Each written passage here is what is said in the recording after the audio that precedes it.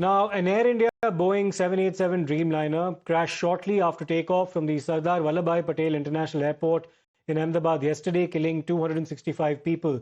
The aircraft, which was bound for London, plunged into the Meghani area of Ahmedabad city, sending up a massive plume of black smoke and triggering an immediate emergency response. And now the focus is on the probe. According to sources, the Directorate General of Civil Aviation has initiated an inquiry into the Air India crash at Ahmedabad, and it's set to focus heavily on CCTV footage that's been obtained from the airport premises, as it provides a critical timeline of the aircraft's final moments. The aircraft remained airborne for approximately 27 seconds. The takeoff appears to be normal and stable, but what happened between the 7th second to the 12th second? This is the crucial period under scrutiny.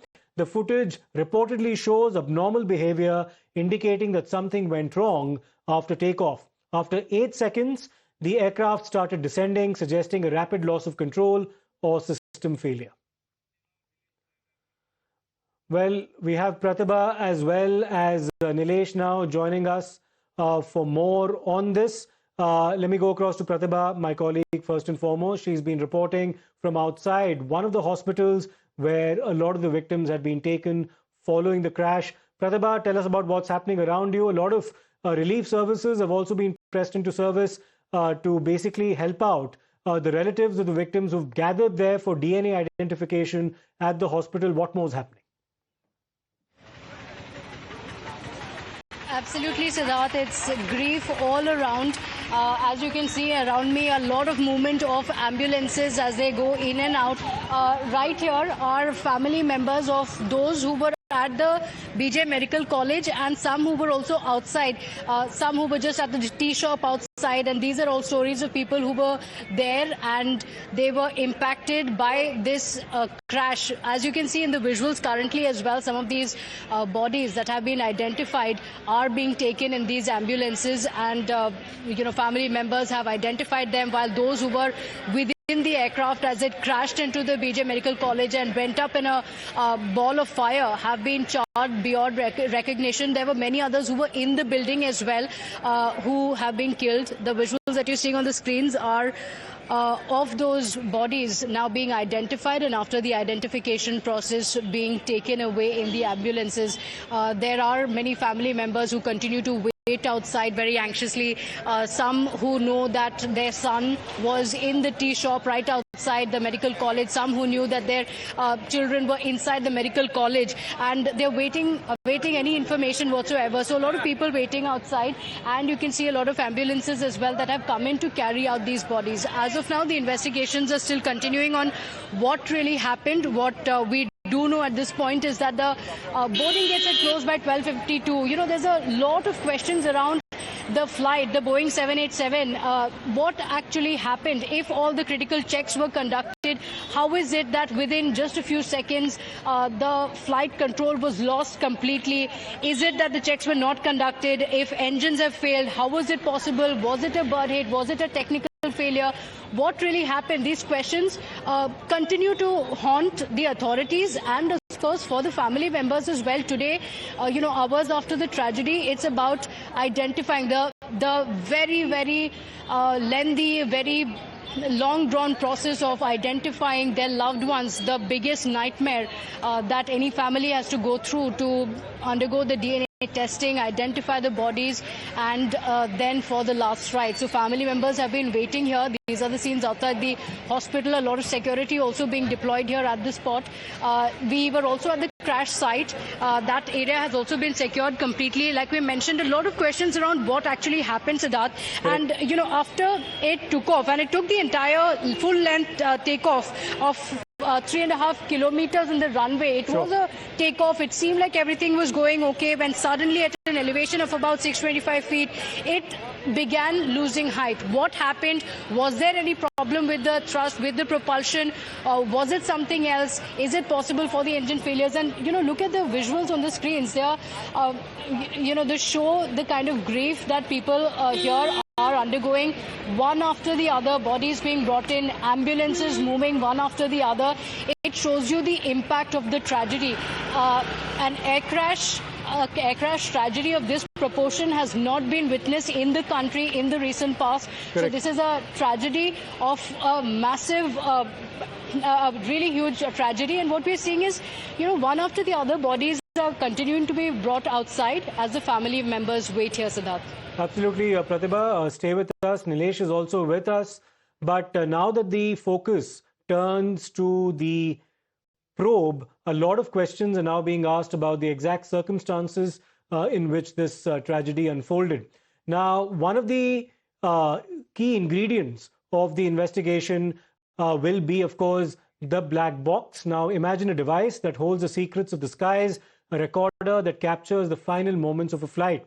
Now, this is the black box, which is a crucial tool in aviation that helps investigators piece together what actually went wrong in the event of an incident. Let's also take a closer look at how it works and why it's vital in terms of the investigations in this particular matter. So what exactly is a black box? It's a small machine.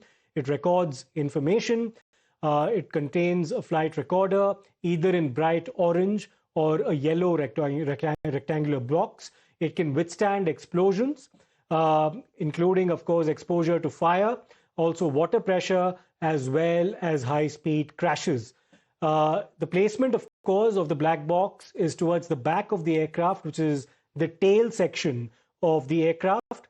It also records altitude as well as airspeed, engine thrust as well, flap as well as gear settings, control inputs. It stores almost 25 hours of data. Now, together with the black box, another essential ingredient as far as the investigations go will be the cockpit voice recorder. It actually records the pilot conversations. It records radio calls as well. It records warning, alarms, as well as engine noise and stall alerts. It also stores last 2 hours of the audio. So the recovery of these two instruments, absolutely critical.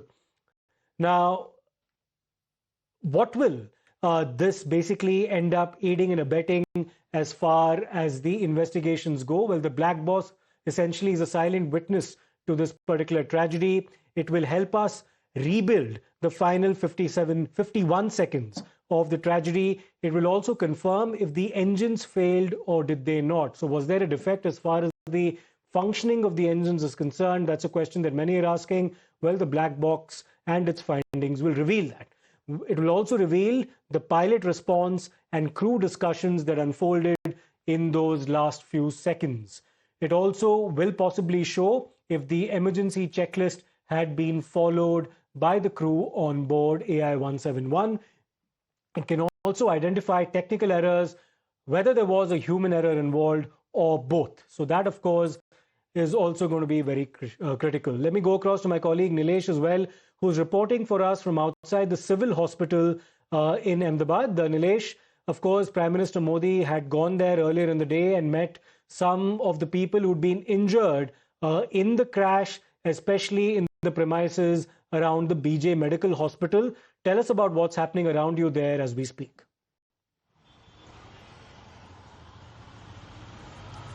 Well, yes, as you rightly pointed out, early morning today, Prime Minister Narendra Modi had visited the premises, the hospital, not only meeting several other survivors, but also the sole survivor of this whole incident, who was also one of the passengers of the flight.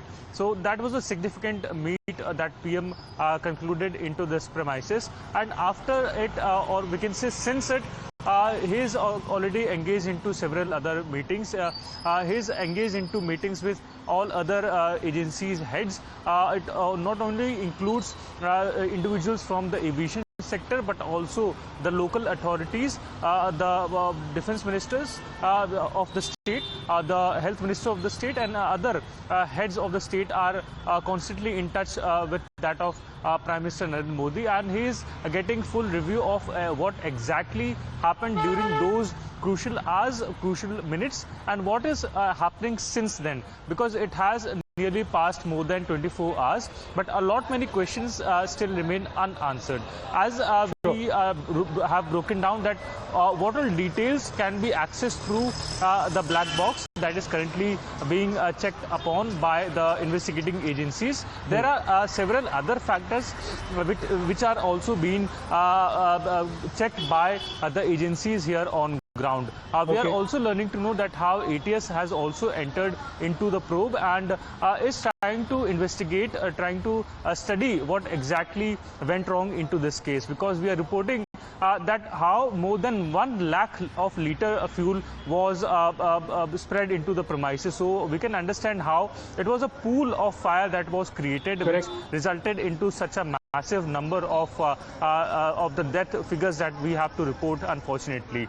But what we are expecting, and we are also learning that several other members are currently said to be in a critical state. They have faced a huge amount of burn, more than 30% of burn, and which is why they are under surveillance. So sadly, Nilesh, there does remain the possibility of the final death toll going above 265. We'll of course wait for more news on that front, but for the time being, we're slipping into a short break. We'll come back with more on the other side.